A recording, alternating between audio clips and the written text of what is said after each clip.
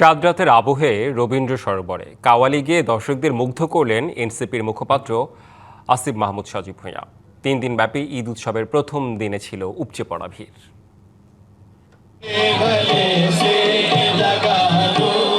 রাজধানীর রবীন্দ্র সরোবর প্রাঙ্গণে শুক্রবার অনুষ্ঠিত হল 3 দিনব্যাপী ঈদ উৎসবের প্রথম দিনের আয়োজন।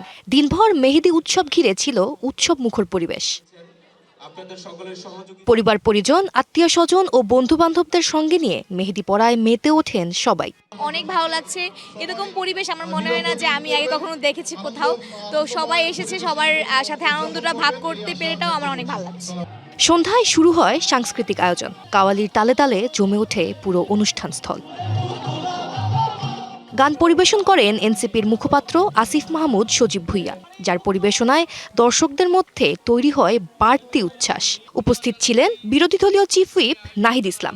আজকের যে সাংস্কৃতিক অনুষ্ঠান, কাওয়ালি অনুষ্ঠান, আমাদের ঈদ উৎসব গত বছরও অন্তর্বর্তী সরকারের উদ্যোগেও ঈদ উৎসব হয়েছিল। ঈদ উৎসবগুলো শুধু ঢাকায় নয়, সারা বাংলাদেশে জেলা পর্যায়ে আমাদেরকে ছড়িয়ে দেওয়া উচিত নাগরিক উদ্যোগে। এবং ঢাকাবাসী সবাইকে আপনাদেরকে ঈদের শুভেচ্ছা জানাচ্ছি। ঈদ মোবারক। চাঁদ রাতের আমেজে গান, আড্ডা আর আনন্দে গভীর রাত পর্যন্ত চলে এই উৎসব আয়োজন। সঙ্গীতা ইসলাম, ডিবিসি নিউজ, ঢাকা। নগদ নিয়ে এলো হার না মানা হার অফার। সর্বনিম্ন 10,000 টাকা রেমিটেন্স নগদে পাঠালে থাকছে স্বর্ণের হার জেতার সুযোগ।